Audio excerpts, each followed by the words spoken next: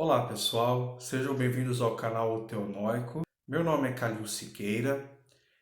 Se você ainda não é inscrito no canal, se inscreve no canal, tenho certeza que você não vai se arrepender.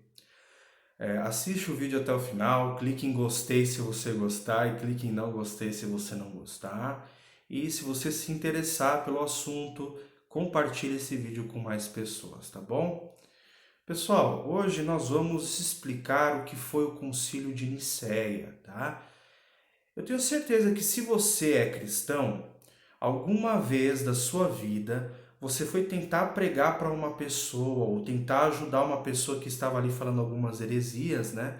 E eles tiraram ali aquela carta da manga que todos eles utilizam, né?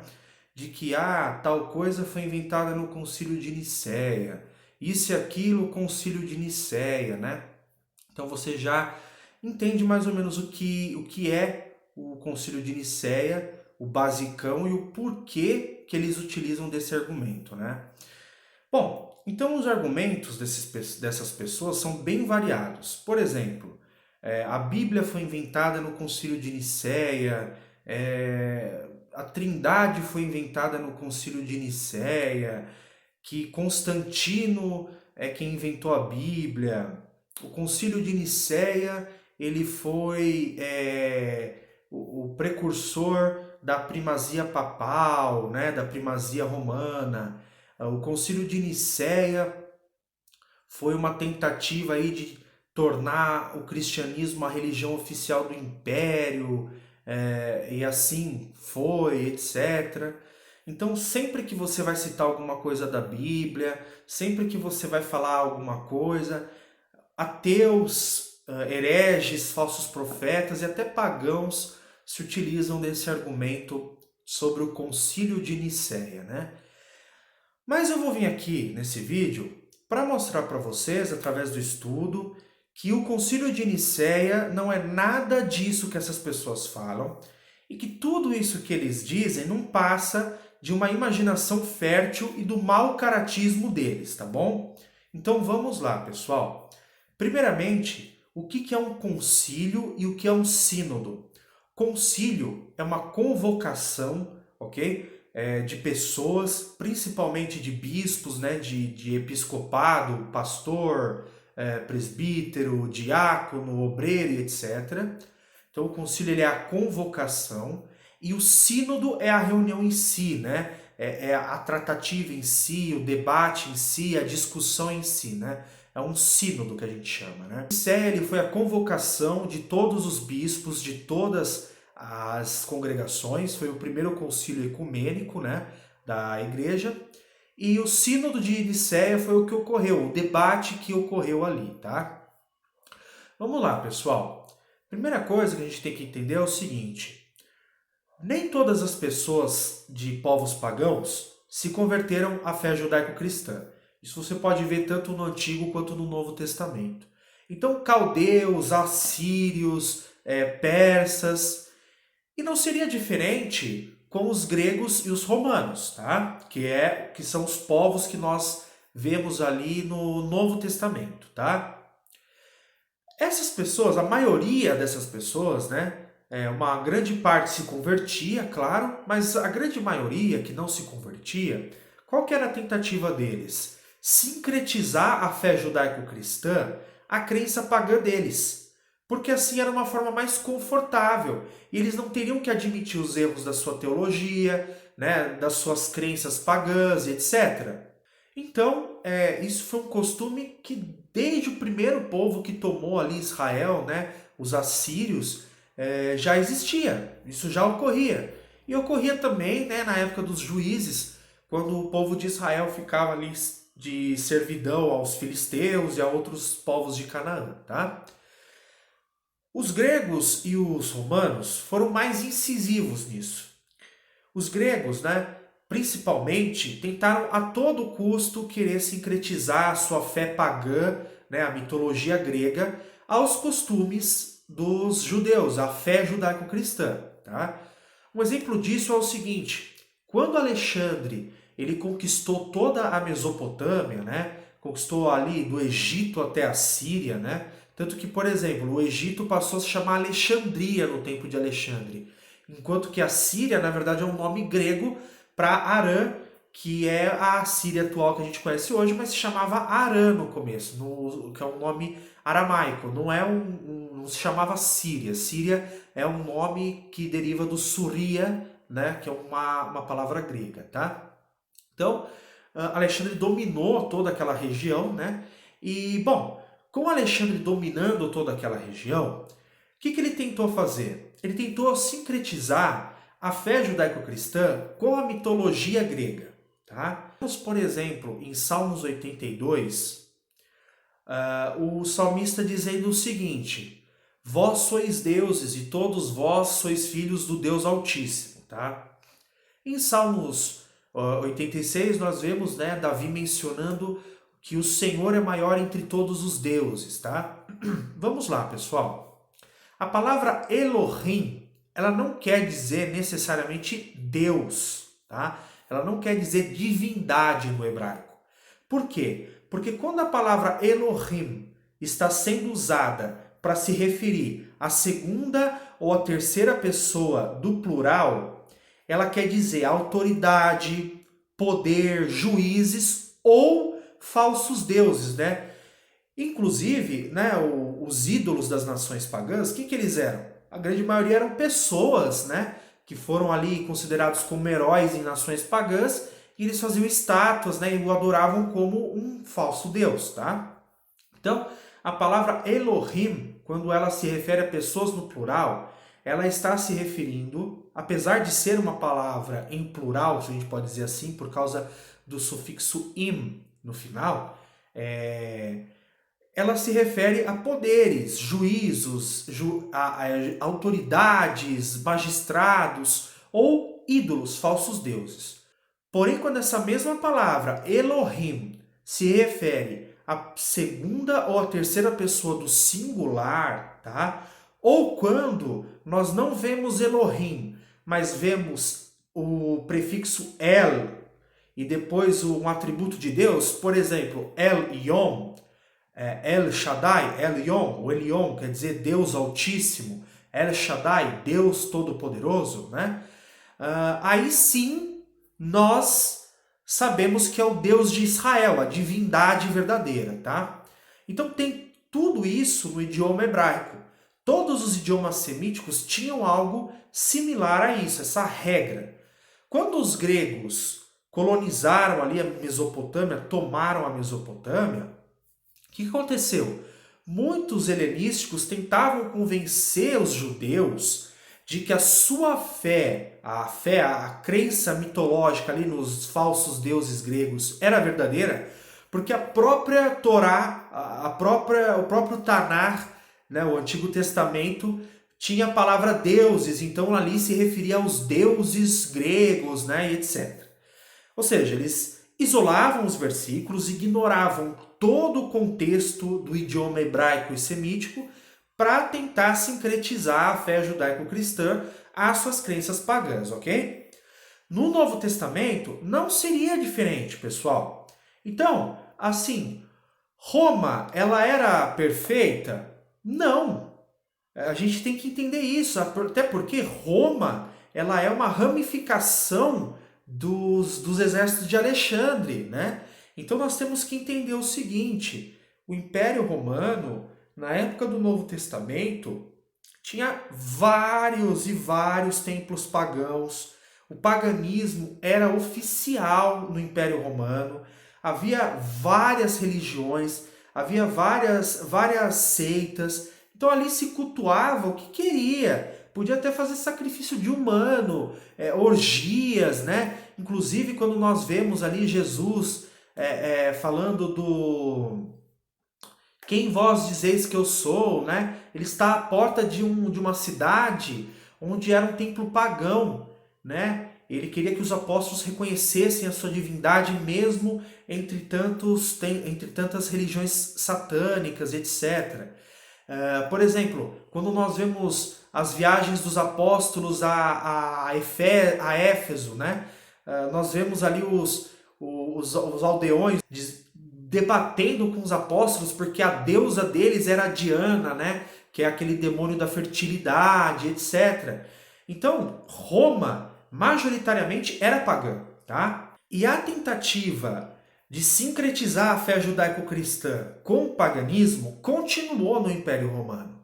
Então, veja só, foi nessa época que começou a surgir o quê? Os gnósticos, né? Que o apóstolo Paulo tanto critica, o apóstolo Pedro, que eles foram assim a seita mais perniciosa na igreja cristã primitiva, né? Então os gnósticos, eles misturavam rituais de feitiçaria, conhecimentos satânicos, né? Conhecimentos de coisas demoníacas, livros de rituais demoníacos, eles sincretizavam com a fé cristã. Então, por exemplo, para eles Jesus não era Deus, porque Jesus era o demiurgo. Demiurgo é uma entidade, segundo o gnosticismo, que ele não é nem Deus nem humano, ele é um semideus, né? Então você vê aí já a mitologia romana entrando em cena.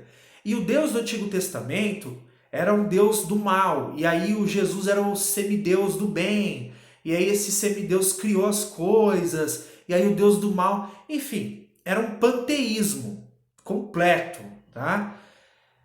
Então, para eles, era completamente difícil aceitar a verdade, porque eles não queriam a verdade. Eles queriam continuar com as suas práticas pagãs, acreditando no que eles quisessem. E pronto, eles não queriam se sujeitar à fé judaico-cristã. Então, lá em Roma, eles já sincretizavam a fé judaico-cristã de alguma forma. E nós temos aí, tanto na Bíblia quanto em alguns outros relatos dos pais da igreja, né? O quanto o gnosticismo perseguiu a igreja, o quanto o gnosticismo fez mal para a igreja, mas nós não vamos entrar nesse mérito aqui. O importante é você entender que Roma tentava, assim como os outros povos que colonizaram a Mesopotâmia e, consequentemente, Israel, sincretizar ali as suas crenças pagãs e demoníacas às crenças, né, da fé judaico-cristã, tá bom? A coisa se agravou tanto que quando nós lemos as cartas do apóstolo Paulo e do apóstolo Pedro, nós temos ali mais ou menos uma dimensão do que o gnosticismo e os judaizantes tentavam fazer. Porém, em 3 João, nós temos claramente uma carta, né, um livro sagrado da Bíblia, que o apóstolo João escreveu, redirecionou para a igreja em Éfeso e em Roma, ao nome do bispo Gaio, ok? Do presbítero Gaio, tá? Ele menciona Diótrefes, menciona que Diótrefes era um bispo corrupto e que buscava ter primazia entre todos os outros os bispos, tá? Então, você já vê aí que esse negócio de primazia não é legal. Bom, o que acontecia? Diótrefes, ele possivelmente era bispo em Roma ou na cidade de Éfeso, que era a segunda maior cidade do Império Romano, tá? Diótrefes, ele não aceitava a autoridade do apóstolo João, ele não praticava o que está escrito na Bíblia e possivelmente praticava sincretismo à fé cristã, tá? Então, você vê que desde os primórdios ali o Império Romano teve muitos problemas com os cristãos, o bispado romano teve muitos problemas na igreja, então não é de se admirar que depois, né, que fechou o cânon bíblico, a igreja continuou sofrendo por esses problemas, tá bom? Então vamos lá, pessoal. Dito tudo isso que eu expliquei para vocês, nós vamos agora para 300 depois de Cristo, quando ocorre o cisma meleciano. O cisma meleciano ele foi nada mais do que 2 imperadores romanos tentaram a todo custo destruir toda a igreja, tá? E mataram grandes bispos da igreja de Alexandria, da igreja da Palestina, que se chamava assim, mas era a Jerusalém, da igreja da Síria, da igreja de Roma.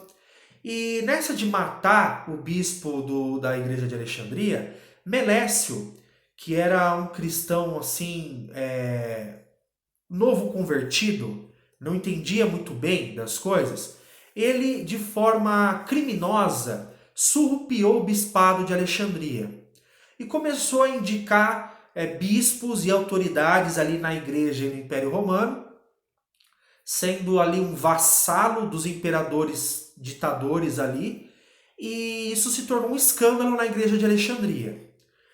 Então, nós temos aí a primeira desgraça, né? O cisma meleciano, Melécio. Depois disso, em 318 d.C., nós temos Ário, a figura de Ário.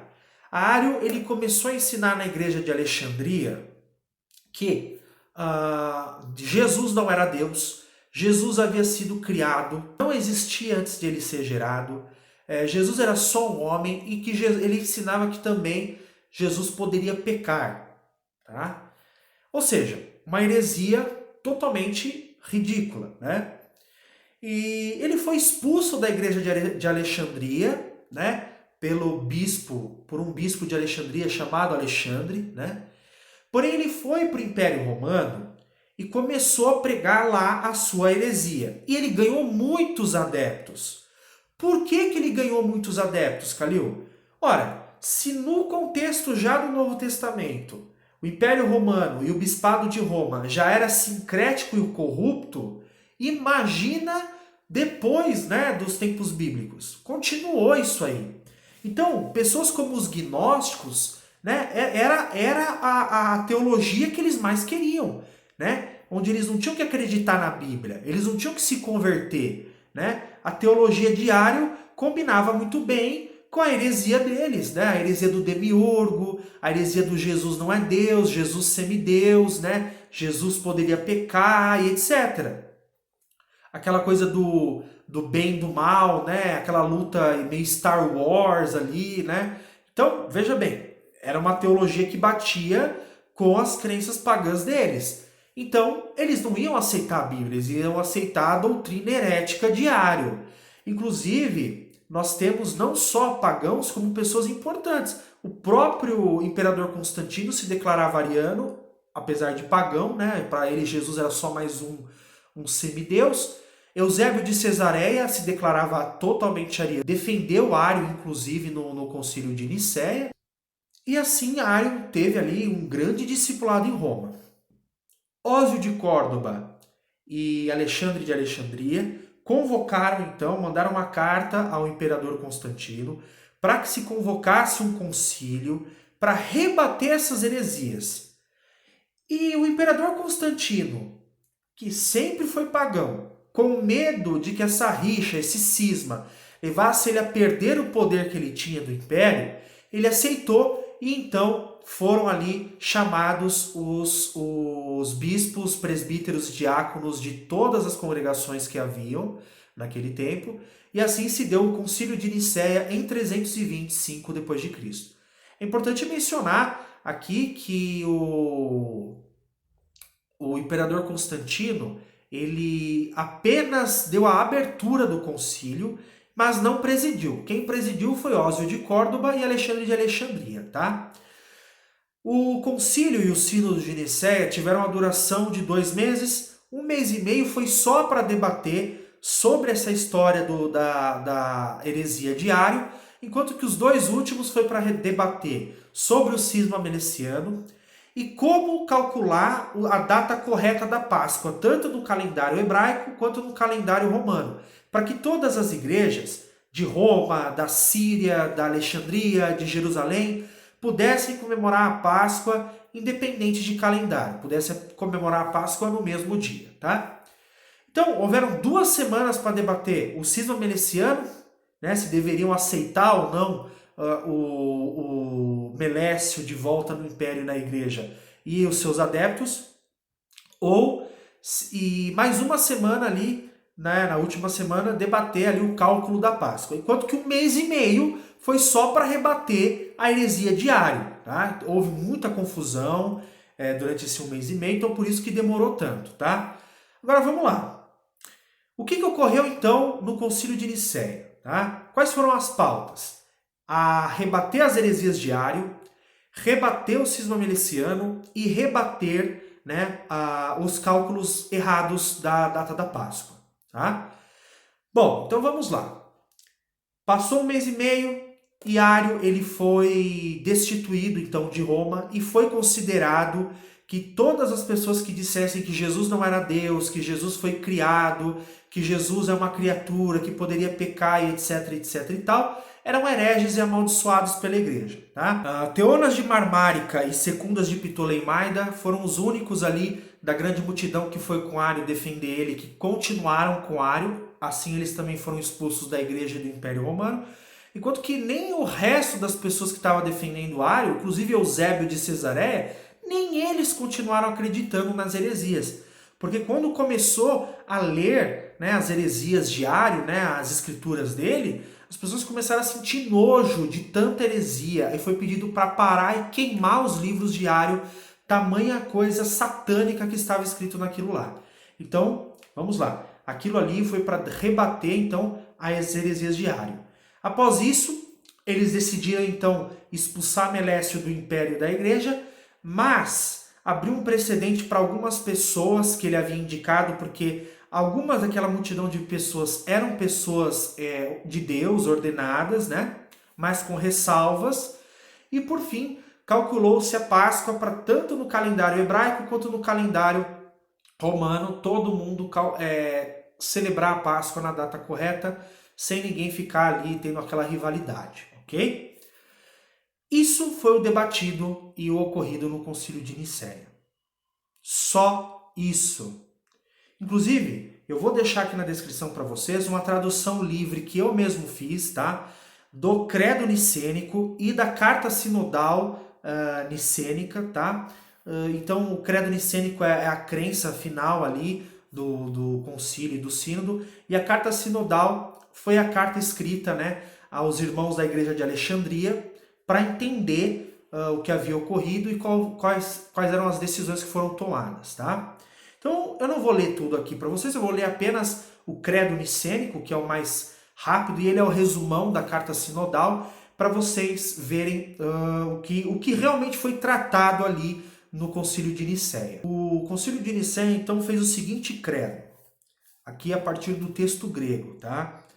Cremos em um só Deus, Pai Todo-Poderoso, Criador de todas as coisas visíveis e invisíveis, e em um só Deus e Senhor, Jesus Cristo, o Filho de Deus, gerado unigênito do Pai, isto é, da substância do Pai.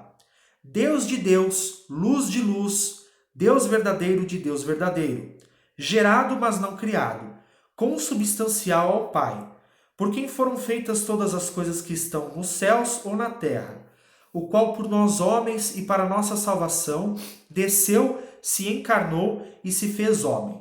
Padeceu e ressuscitou ao terceiro dia e ascendeu aos céus. Ele voltará para julgar os vivos e os mortos, e cremos também no Espírito Santo. E quem quer que diga que houve um tempo em que o Filho de Deus não existia, ou que antes que fosse gerado ele não existia, ou que ele foi criado daquilo que não existia, ou que ele é de uma substância ou essência diferente do Pai, ou que ele é uma criatura ou sujeito a mudança ou transformação, todos os que falem assim são malditos e amaldiçoados pela Igreja Universal. Dali vem a palavra católica, né? Igreja de todas as igrejas, tá? Vamos lá, pessoal. Qual que é a conclusão, então, desse nosso estudo? Primeiro, não foi falado no Concílio de Nicéia de cânon bíblico, porque isso já tinha sido definido por Irineu de Lyon em 160 d.C., tá? Então Constantino inventou a Bíblia. Mentira. Segundo ponto, tá? A Trindade foi inventada no Concílio de Nicéia. Vocês vão ver aqui, tanto aqui pelo que eu falei do Credo Nicênico, quanto pela Carta Sinodal, que em nenhum momento a palavra Trindade é mencionada. Pelo contrário, a palavra Trindade ela é mencionada por Onésimo em 180 d.C. e por Tertuliano em 200 d.C. Roma não se tornou um império oficialmente cristão, tanto que o próprio Constantino continuou pagão, e após o Concílio de Nicéia ele custeou a construção de templos pagãos e permitiu pequenos sacrifícios humanos aos solos invictos, que era a religião pagã oficial de Roma. Tá? Não foi discutido primazia papal nenhuma, ninguém chegou à conclusão de que Roma era a primazia dos bispos.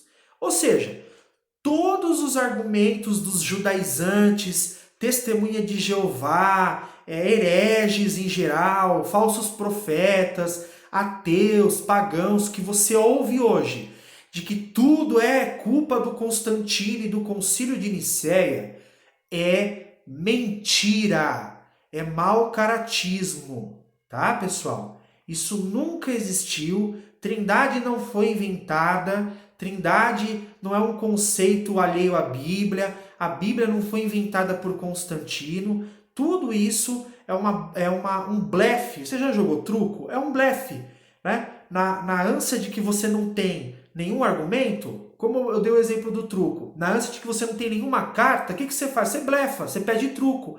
Ah, com eles é a mesma coisa. Na ânsia de que eles não têm argumento nenhum para debater com você, eles jogam isso aí. Ah, mas o Concílio de Nicéia. E como as pessoas não estudam, então muitos acabam acreditando nessa mentira, tá?